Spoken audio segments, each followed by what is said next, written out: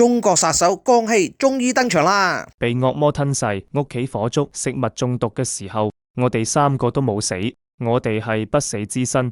冰天雪地嘅樹林中，有一隻狐狸俾箭射中，一男一女面無表情咁望住隻狐狸。射箭嗰個係個男人。師父，獵殺這狐狸有咩意義啊？托雷克，你有親手結束一個生命嘅感覺嗎？冇咩感覺，只係感覺到公然嘅震動。係咩？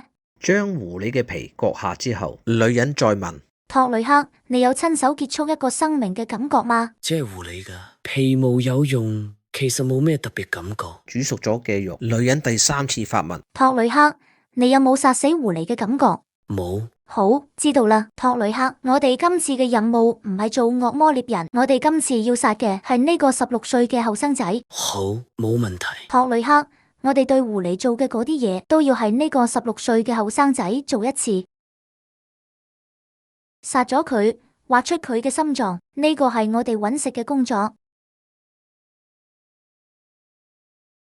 師父，我可以。係上面啲人已經應承咗，只要完成今次任務，你就可以唔做惡魔獵人咯。師父嘅命仲有半年，我希望師父剩低嘅可以安穩度過。托雷克，中文字體嘅牌匾交叉重疊，位於中國嘅某處。兩個靚女喺度研究奇藝。大戰300回合後，所有飛奔都甘拜下風。而另外一邊嘅女人就一直重複叫 Halloween 呢個字。當靚女們享受嘅時候，一個着住制服嘅男人行過嚟講：有嘢做，去日本將呢個電鋸男捉返嚟。有咩好處？呢次嘅任務係目前為止最危險嘅。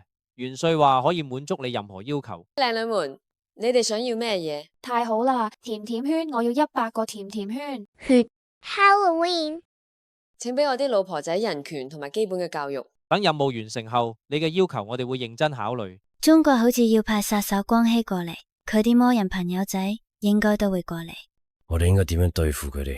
我真係唔想見到佢。如果全世界嚟一次赤手空拳嘅比賽，佢肯定可以攞到冠軍。總之就係個難搞嘅女人。今次嘅敵人應該唔止佢一個。就算想防備光熙都係冇用，因為係防不住。我哋要防嘅係德國嘅聖誕老人。你覺得佢會嚟？唔知有傳聞話佢已經壽終正寢咗。如果有惡魔為佢所用，我哋就死硬。真係希望佢已經去咗見耶穌。位於德國嘅某嘅地方，有個男人朝住嗰位老人走過去，跟住就坐咗喺佢隔籬。雖然快咗啲，但係聖誕節已經到咗。禮物係要送俾邊個啊？送俾日本嗰個電鋸惡魔，可唔可以揾到佢？有咩着數先？你想要乜嘢？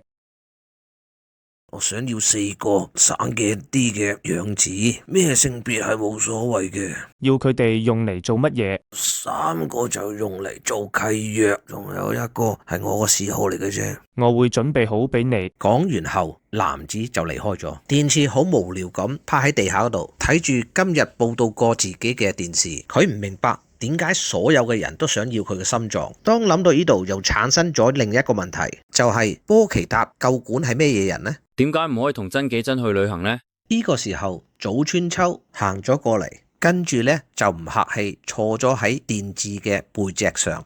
我唔係凳啊，又唔係一世俾殺手追殺嘅，只要將今次嘅殺手全部搞掂，佢哋就會收斂啲。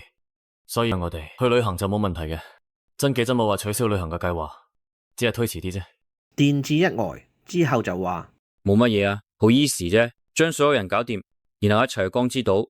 電次同 Power 趴咗喺圍欄上面睇住啲鴨仔游來游去。嗰種雀可唔可以捉嚟食啊？老子如果係總統嘅話，就准你捉嚟食。一個不留神，電次手上嘅飯團就跌咗落地下。睇住地下嘅飯團，只係猶豫咗一陣，電次就執翻起飯團，準備繼續食，但係突然之間就俾一個人攔住。真係難以置信，唔准食跌咗落地下嘅嘢，係地下好多細菌。咁污糟，好容易會食物中毒嘅，唔安全啊！俾我會去抌。喂，呢個飯團係我買嘅喎，唔理你講乜嘢，呢個都係我嘅飯團。人類成日都掛住偷嘢，真係醜陋嘅生物啊！電治，等一陣我俾錢你買個新嘅，抌咗佢。乖乖地聽話啦。食壞咗就唔好啦。聽話啦。如果你食壞咗，會影響到我哋保護你嘅安全。電照好唔順咁望住眼鏡男，趁佢唔為意，啪一聲就將飯團吞咗，然後啪多一聲就吞埋個飯團。我掟去自己嘅肚裏邊。眼鏡男就一面迷茫，回憶中三人做起了自我介紹。眼鏡男叫做日下部，係工程公安反魔2科嘅，中間嗰個人係佢拍檔玉治，另外一個男人就叫吉田。佢哋係保鏢中嘅精英，佢哋3個阿秋同埋天使，之後京都會嚟多3個，佢哋喺呢段時間會保護你。多謝各位嘅支持，今日就係咁先，拜拜咯！記得林州嘅4部曲啊，記得 like、subscribe and share， 因為咁樣呢，就對我哋呢啲咁嘅小頻道呢係最大嘅支持同鼓勵。如果可以 comment 埋就最好啦，多謝晒。